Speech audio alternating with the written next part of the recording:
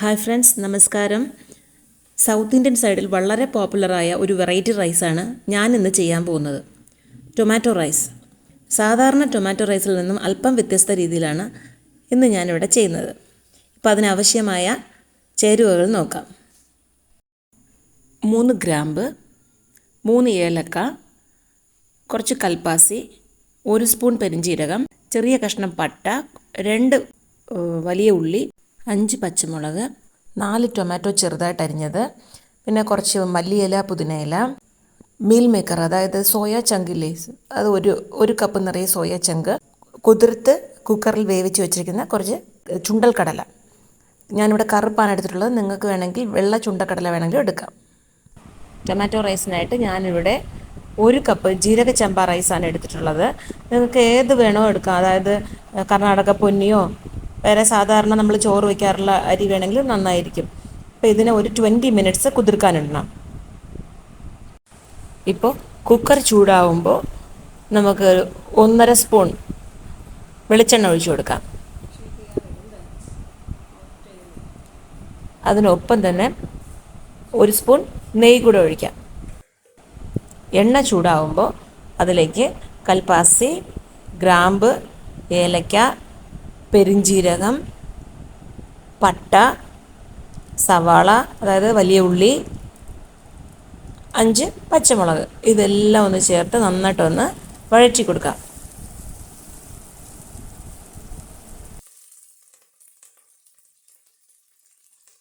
വീഡിയോയിൽ മുന്നേ പറയാത്ത 2-3 ഐറ്റംസ് കൂടി ഞാൻ ചേർക്കുന്നുണ്ട്. നിങ്ങൾ ഈ വീഡിയോ സ്കിപ്പ് ചെയ്യാതെ ഒന്ന് കാണണേ. ഞാനിപ്പോൾ ചതച്ചു വച്ചിരിക്കുന്ന ഇഞ്ചി വെളുത്തുള്ളി പേസ്റ്റ് ആഡ് ചെയ്യാണ്. ഇതാദ്യം വീഡിയോയിൽ കാണിച്ചിട്ടില്ല ഞാൻ. ഇപ്പോൾ നമുക്ക് അരിഞ്ഞു വച്ചിരിക്കുന്ന തക്കാളി, 4 ചെറിയ തക്കാളി ഇതോടെ ഇട്ട് കൊടുക്കാം.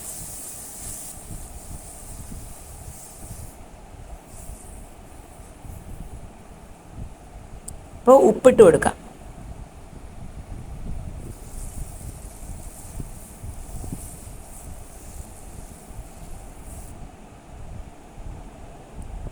ഇപ്പോൾ വേവിച്ച് വെച്ചിരിക്കുന്ന കടല ചെറുതായിട്ട്, അതായത് 1 പിടി കടല തന്നെയാണ് ഞാനിവിടെ എടുത്തിട്ടുള്ളത്. ഇത് നിറയെ ആയാൽ നന്നായിരിക്കില്ല. അപ്പോൾ ഞാനിതിൽ സോയ ചങ്ക് ആഡ് ചെയ്യാണ്.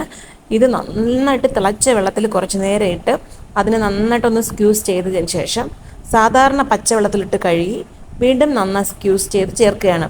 ഇതിൻ്റെ അഴുക്കുകളൊക്കെ പോകാൻ വേണ്ടിയാണ്. സോയ ചങ്ക് എന്ന് പറയുന്നത് പ്രോട്ടീൻ റിച്ച് ഫുഡാണ് കേട്ടോ.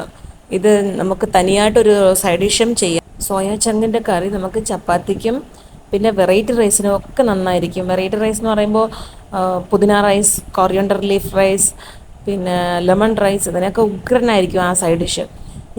ആ വീഡിയോ ഞാൻ നിങ്ങൾക്ക് ഇട്ട് തരാം കേട്ടോ.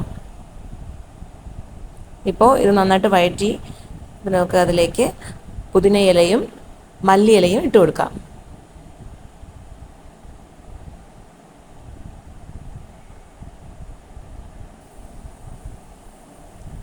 ഇപ്പോൾ 2 സ്പൂൺ മല്ലിപ്പൊടി ഇട്ട് കൊടുക്കാം. 1 സ്പൂൺ മഞ്ഞൾപ്പൊടി. ഇതെല്ലാം ചേർത്ത് നമുക്ക് നന്നായിട്ടൊന്ന് വഴറ്റിയെടുക്കാം.